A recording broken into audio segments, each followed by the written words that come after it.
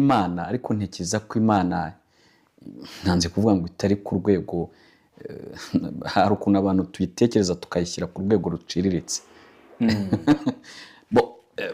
Personally ntabwo ntekereza ko Imana mu bihangayikishije harimo metero cyangwa santimetero umwana w'umukobwa z'ijipo cyangwa z'ikanzu y'umugore wawe cyangwa ya mushiki wanjye cyangwa se y'umukobwa uza mu misajya. Ntekereza ko Imana iramutse ihangayika ntekereza ko ibyayihangayikisha ku mwanya wa mbere atari indeshyo y'ikanzu cyangwa y'ijipo umwana w'umukobwa yaje mu mise yambaye. Ntekereza ko bitaza mu bya mbere muri priori.